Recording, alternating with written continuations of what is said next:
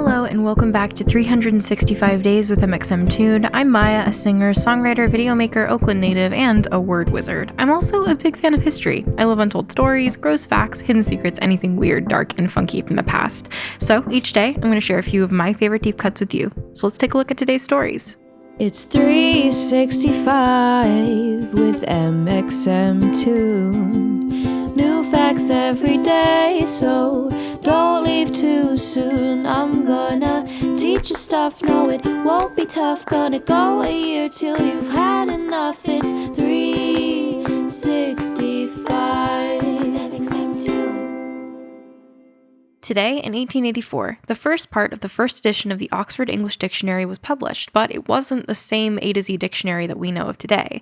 It was just a portion of the letter A, from A to ant. This first portion of the dictionary was called a fascicle, which means a part of a larger work. Dictionary prep began in 1857. The members of London's Philological Society had decided that there were no up-to-date and error-free dictionaries, so they decided to make one that would cover everything from the Anglo-Saxon period, beginning in 1150 AD to the then present day. The original idea was to make it 4 volumes and 6,000 pages long. They thought it would take 10 years to finish. It ended up taking over 40.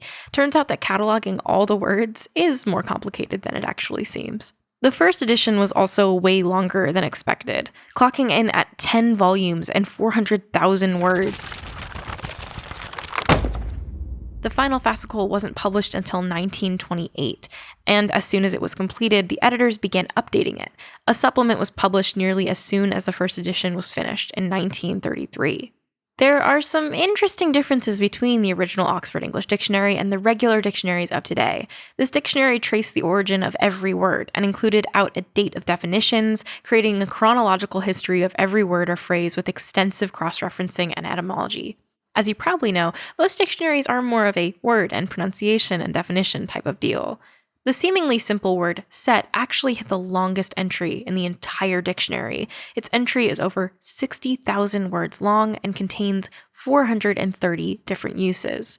The Oxford English Dictionary continued evolving throughout the 20th century. It added new terms as they became common in the use of North America and England, as well as phrases and words from Australia, the Caribbean, New Zealand, South Africa, and South Asia.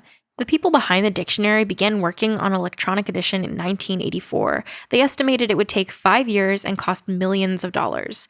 120 people worked to type the entries from the print editions, and 50 proofreaders edited and checked the work.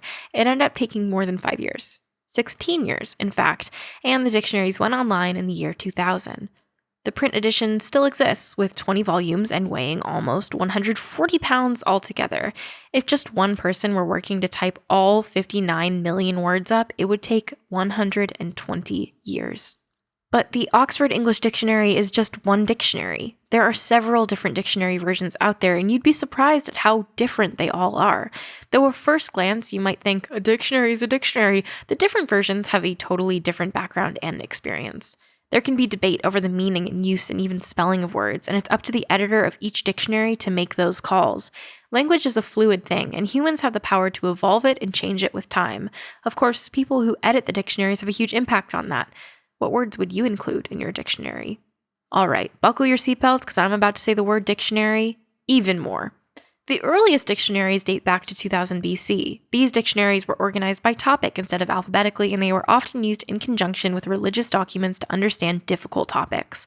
The first English dictionaries were actually mostly French and Latin translation dictionaries. Those 3 languages were all used for different purposes in Renaissance Britain, so it was necessary to have translation dictionaries for people to communicate about religion, politics, and commerce. It's crazy how much the use of the dictionary has changed from then until today. Today, the various versions of the dictionary add words all the time to keep up with slang and lingo. Some examples: photobomb, meme, emoji, jegging, vlog, and I'm sure there are many other words to go. And now for today's music fact. Today, in 1949, RCA Records put out the first ever 45 RPM single. Though this may seem random, it was the record size that made the jukebox possible. The larger hole in the center of the record made the jukebox insertion doable, as well as a smaller diameter. Though jukeboxes aren't as common now as they were during this heyday, they're super fun if you find one out in the wild.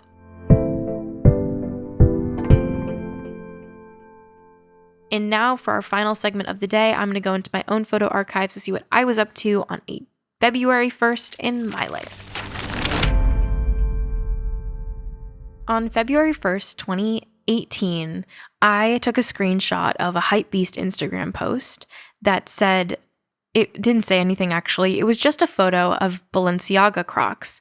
And I probably need to double check if I'm actually saying that right. I have no idea how you say designer names. Balenciaga. Pronunciation. Balenciaga. I got it right. Balenciaga. I took a screenshot of these Crocs because I thought they were incredible. I was not open about my love of Crocs in 2018. It is now 2021, and I have tried to widely share my appreciation and love for the plastic, single piece of plastic shoe.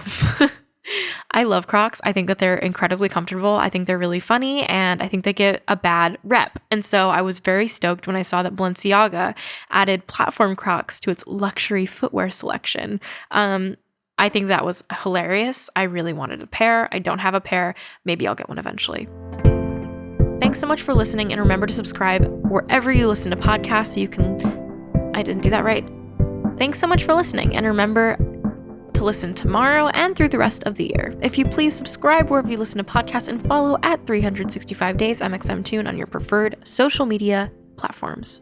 It's 365 with mxmtoon. New facts every day, so don't leave too soon. I'm gonna teach you stuff, no it won't be tough. Gonna go a year till you've had enough. It's